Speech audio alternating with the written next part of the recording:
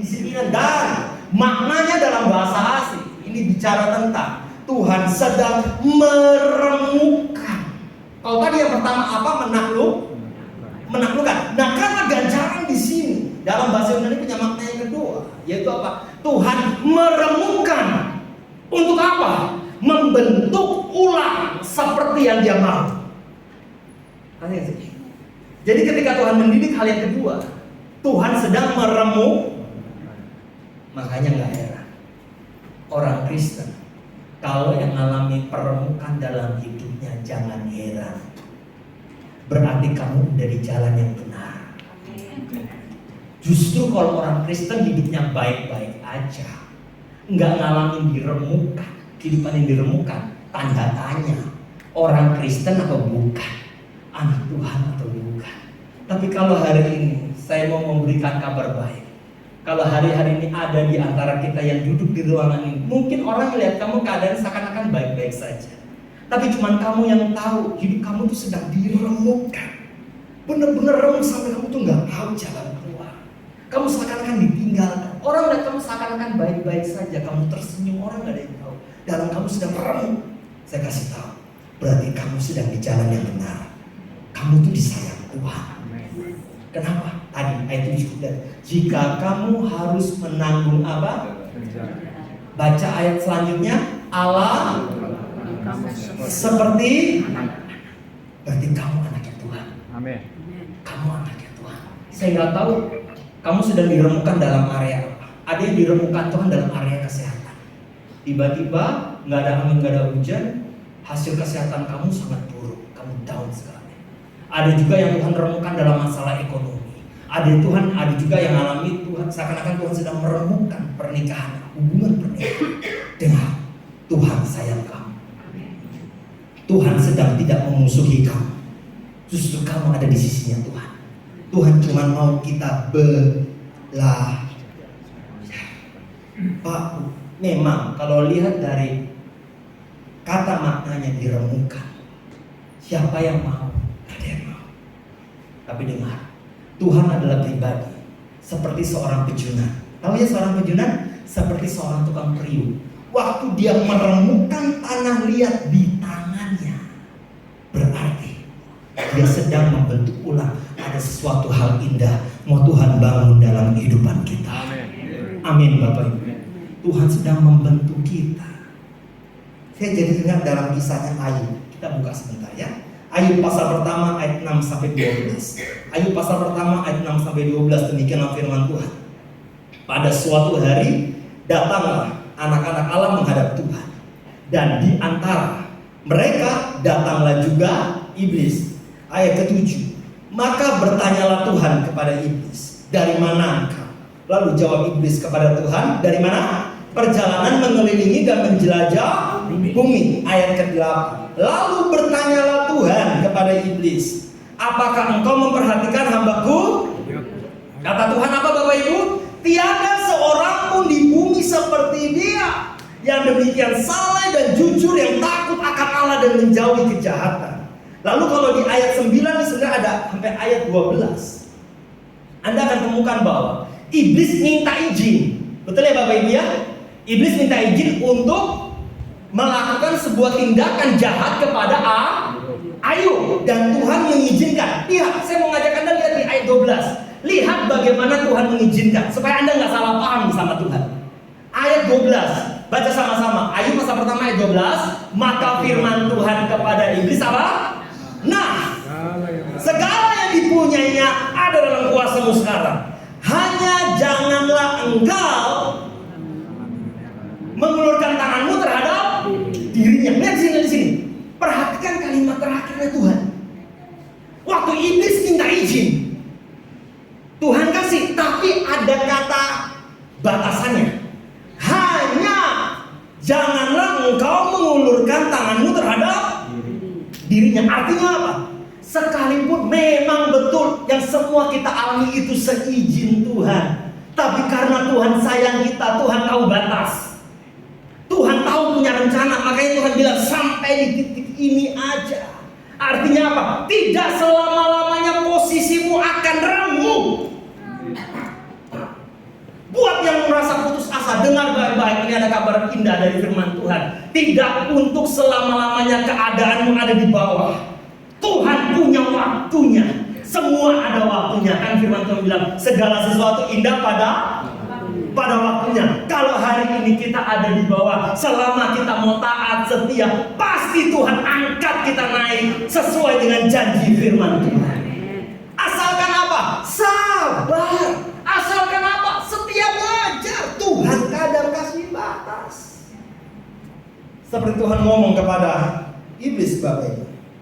Lalu Ayub pasal 2 ayat ke-4 sampai ke-6. Lihat sekali lagi bagaimana Tuhan memberikan izin sesuatu yang buruk terjadi. Lihat di sini, Bapak Ibu.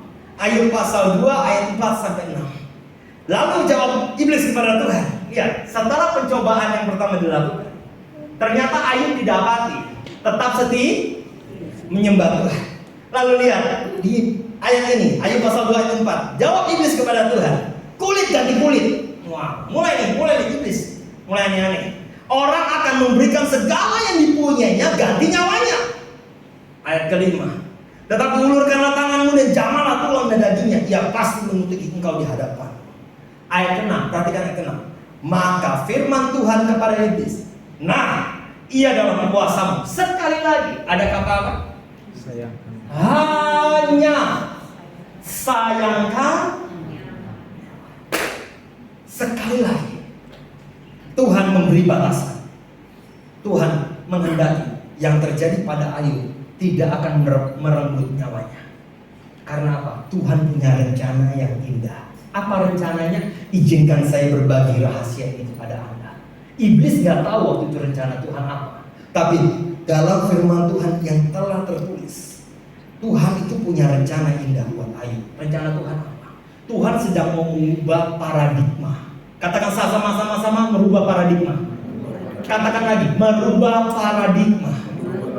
Tuhan mau merubah jalan pikirnya Ayub. Anda pelajari kitab Ayub, Anda akan temukan Ayub ini adalah orang yang saleh, tetapi dia punya iman yang salah. Apa iman yang salah? Dia bersandar pada kesalehannya, bukan kepada Tuhan. Aslinya begini, dia adalah orang yang kalau Anda pelajari, dia adalah orang yang begini. Oh, dia melakukan kesalehan supaya diberkati. Lihat sini ya. Dia saleh supaya diberkati. Dia ibadah supaya diberkati. Dia memberi persembahan supaya diberkati. Pikirannya cuma begini, aku mau jadi orang benar supaya Tuhan memberkati aku, supaya hidupku baik-baik saja. Itu imannya Ayub. Tetapi Tuhan mau mengajak Ayub naik level. Katakan sama-sama naik level.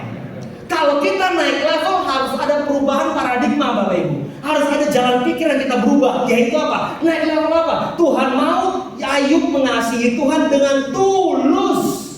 Sampai kepada level iman, diberkati nggak diberkati, ditolong Tuhan nggak ditolong Tuhan, tetap aku cinta Tuhan. Itu loh levelnya, Bapak Ibu. Tuhan mau bawa Ayub ke situ. Bahkan begini, Bapak Ibu, Tuhan mau bawa Ayub ke satu level, Bapak. Ketika kamu diberkati, itu bukan karena kesalehan kamu. Kamu diberkati karena kedaulatanku. Dari sini saya mau katakan, jangan pernah mau diintimidasi dengan berkata, kamu tidak diberkati oleh Tuhan. Kita semua diberkati. Kita adalah orang-orang yang diberkati oleh Tuhan. Amin. Karena Tuhan memberkati kita, itu kedaulatan Tuhan, bukan kekuatan kita. Tuhan mengajak Ayub ke situ. Nah, itu pola pikir yang Tuhan rubah. Nah, Bapak Ibu semua dikasih Tuhan. Hari ini makanya Bapak Ibu, Rasul Yakobus ada menulis dari ketekunan Ayub dan melihat rencana Tuhan yang indah. Rasul Yakobus ada menulis, buka ya, Yakobus pasal 5 ayat 11. Yakobus pasal 5 ayat 11. Yakobus pasal 5 ayat 11, demikianlah firman Tuhan, sesungguhnya kami menyebut mereka berbahagia, yaitu mereka yang telah bertekun. Selanjutnya apa Bapak Ibu? Kamu telah mendengar tentang ketekunan Ayub. Kamu tahu apa yang pada akhirnya disediakan Tuhan baginya. Karena Tuhan Maha Penyayang dan penuh belas kasihan. Bapak Ibu semua dikasih Tuhan. Biar ini jadi penghiburan buat setiap kita. Tuhan kita adalah Tuhan Maha Pengasih, penyayang, penuh dengan belas kasihan. Kalau hari-hari ini hidup kita diremukkan, jangan menyerah. Katakan sama-sama, jangan menyerah. Bilang kanan kiri, Tuhan sayang kamu. Bilang ke orang yang di belakang, bro, Tuhan sayang kamu, bro. Ya, tapi ya tolong lah, kalau belakangmu itu ada bapakmu, jangan panggil bro juga. Rame nanti urusan.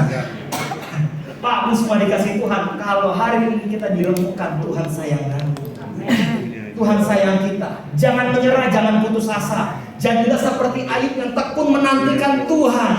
Amin, sama-sama Bapak Ibu. Tekun menantikan Tuhan. Karena apa? Tuhan sedang membentuk sesuatu yang baru dalam hidup kita. Saya pun menyadari Tuhan memberkati. Maaf Bapak Ibu, maaf sekali. Nggak ada yang salah dengan namanya memberi persembahan. Silakan Anda beri persembahan. Memang itu adalah bentuk kemurahan hati. Tapi berhenti memberi persembahan dengan harapan pamrih. Maksudnya begini, dengan Anda berkata, aku kalau beri persembahan, aku akan diberkati 30, 60, bahkan 100 kali lipat. Berhenti berpikir Anda memberi 1000, maka Anda dapat kembalian berapa? Mari kita hitung. Saya yakin kita semua senang kalau hitung cien.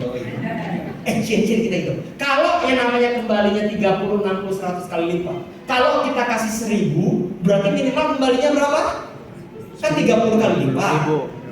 Berarti kembalinya berapa? 30.000. Untung nggak? Kayaknya lebih bagus kasih persembahan daripada judi online. Loh iya, misalkan lu kasih 50.000, kembalinya 30 kali lipat, minimal berapa? Halo? Hitung. 50.000 kali 30 berarti kurang lebih 1.500.000. Pak, semua dikasih Tuhan. Kalau pola iman ini yang terus ada di kita, nggak heran. Karena Tuhan sayang kita, Tuhan kasih remukan. Karena apa? Bukan berarti salah kasih persembahan, benar kasih persembahan. Tapi motivasinya, amin. Kasih persembahan itu tulus, kasih. Nah, tolong ya, jangan habis gini, terus ada yang nyesel. Wah, nyesel gua tadi kasih persembahan Natal. Gak. Tulus.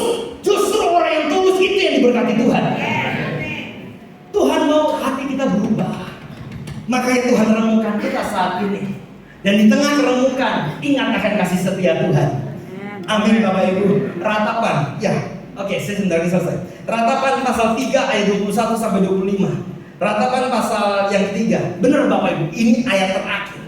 Ya, bolak balik ada bilang pendeta bilang untuk terakhir, yang ngoceh aja terus. Enggak Bapak Ibu. Ini benar terakhir. Saya tidak akan